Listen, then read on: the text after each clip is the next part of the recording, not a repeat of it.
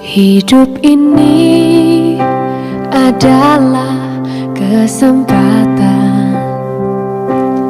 Hidup ini untuk melayani Tuhan.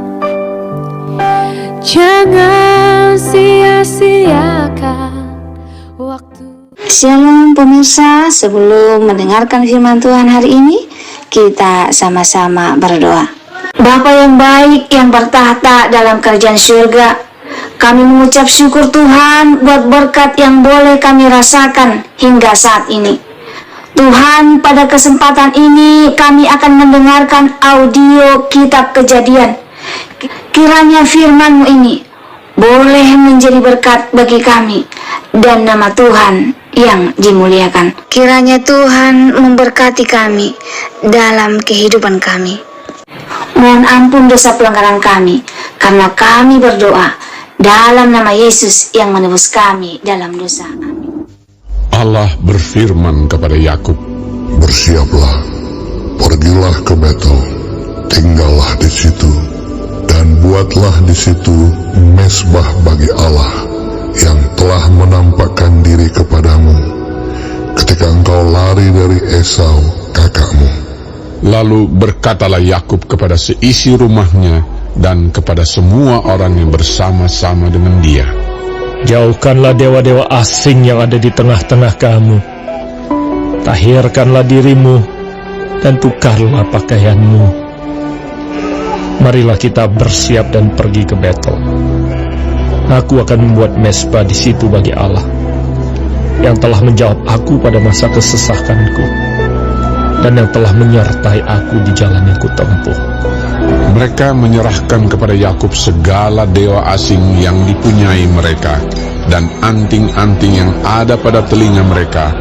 Lalu Yakub menanamnya di bawah pohon besar yang dekat Sikem.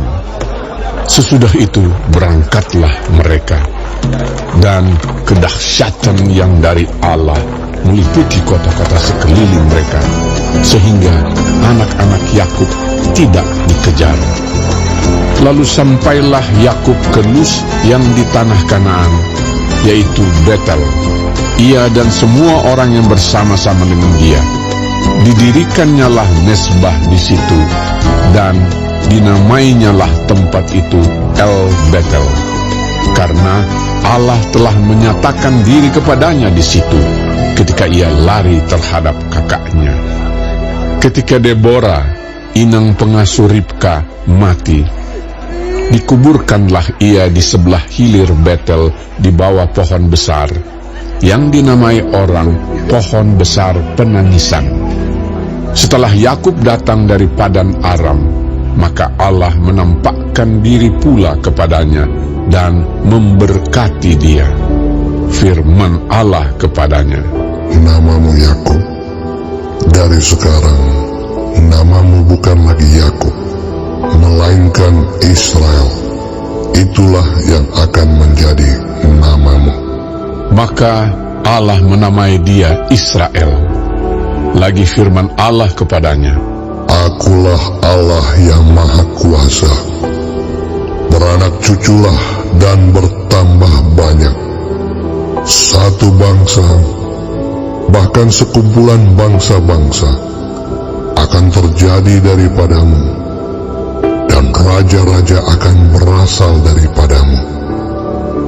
Dan negeri ini yang telah kuberikan kepada Abraham dan kepada Ishak, akan kuberikan kepadamu dan juga kepada keturunanmu." Lalu naiklah Allah meninggalkan Yakub dari tempat ia berfirman kepadanya. Kemudian Yakub mendirikan tugu di tempat itu, yakni tugu batu. Ia mempersembahkan korban curahan dan menuangkan minyak di atasnya. Yakub menamai tempat di mana Allah telah berfirman kepadanya Betel. Sesudah itu berangkatlah mereka dari Betel. Ketika mereka tidak berapa jauh lagi dari Efrata, bersalinlah Rahel, dan bersalinnya itu sangat sukar.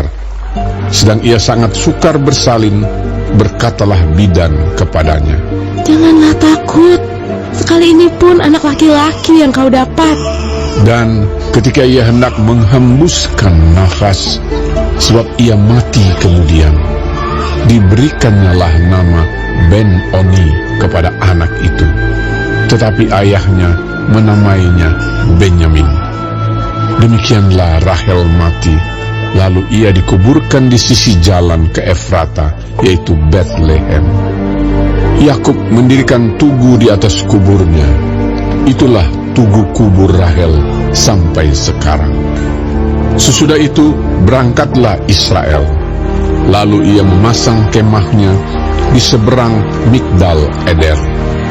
Ketika Israel diam di negeri ini, terjadilah bahwa Ruben sampai tidur dengan Bilha, gundik ayahnya, dan kedengaranlah hal itu kepada Israel. Adapun anak-anak lelaki Yakub 12 orang jumlahnya.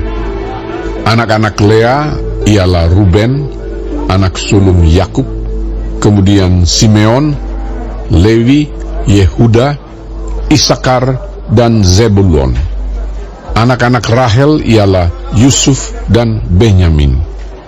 Dan anak-anak Bilha, budak perempuan Rahel, ialah Dan serta Naftali. Dan anak-anak Zilpa, budak perempuan Lea, ialah Gad dan Asher. Itulah anak-anak lelaki Yakub yang dilahirkan baginya di Padan Aram. Lalu sampailah Yakub kepada Ishak, ayahnya, di Mamre dekat Kiryat Arba. Itulah Hebron, tempat Abraham dan Ishak tinggal sebagai orang asing. Adapun umur Ishak 180 tahun.